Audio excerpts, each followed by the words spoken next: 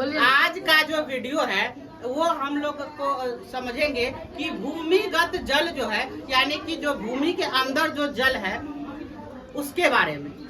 और हम लोग का इधर जो भी क्षेत्र है उसमें क्या हो रहा है कि भूमिगत जल जो है वो चापाकल से जो है वो नहीं आ पा रहा है। तो इसके पीछे का कारण क्या है, और ये भी जानेंगे कि भूमि के अंदर जो जल है वो किस तरीके से पाया जाता है। ठीक है, तो सबसे पहले तो यहाँ पे देखिए कि हमारा जो पृथ्वी है वो आकार में कैसा है, गोलाकार,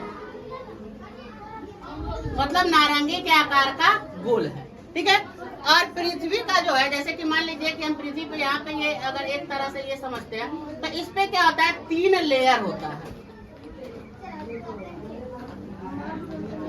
कितना लेयर होता है, 3 लेयर होता है। ठीक है ना, और जिसमें पहला लेयर को हम लोग बोलते हैं क्रस्ट, दूसरा लेयर को बोलते हैं मेंटल, और तीसरा जो लेयर होता है उसको बोलते हैं कोर। ठीक है, तो हमारा जो जल होता है वो इस ऊपर वाले सतह में ही रहता है।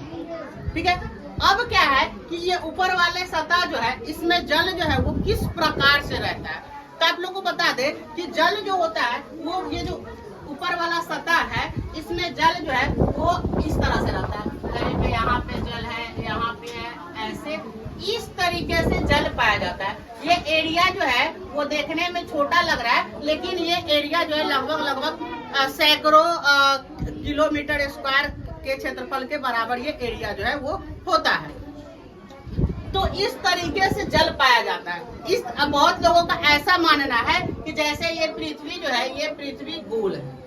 ठीक है, तो बहुत लोगों का ऐसा मानना है कि पृथ्वी पे जो जल है ये तीनों परतें हैं, पृथ्वी का 3 लेयर होता है।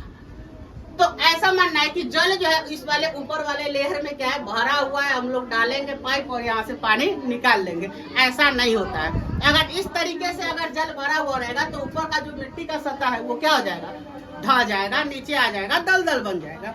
तो पूरे सतह पे जल नहीं फैला हुआ होता है। जल जो होता है वो इस तरीके से फैला हुआ होता है, और इसका जो गहराई जो होता है वो अलग अलग होता है। जैसे कि मान लीजिए कोई आदमी जो वो भूमिगत जल को निकालने के लिए अगर यहाँ पे वो क्या कर रहा है, ड्रिलिंग कर रहा है, मतलब बोरवेल या फिर चापाकल के लिए यहाँ से अगर बोर कर रहा है, तो अगर मान लीजिए कि वो यहाँ से कर रहा है, तो अगर इसको मान लीजिए कि ये 60 फीट पे आ गया तो इसको 60 फीट पे लेयर मिल जाएगा, यहाँ से वो पानी को आसानी से निकाल सकता है। फिर कहेगा कि ना 60 फीट पर जो पानी रहता है वो उतना शुद्ध नहीं होता, हम और शुद्ध जल निकालेंगे। तो वो क्या कहेगा, बोलेगा मिस्त्री को कि और ज्यादा बोर कीजिए। तो मान लो कि वो बोर करते जाएगा, अगर इसके नीचे जल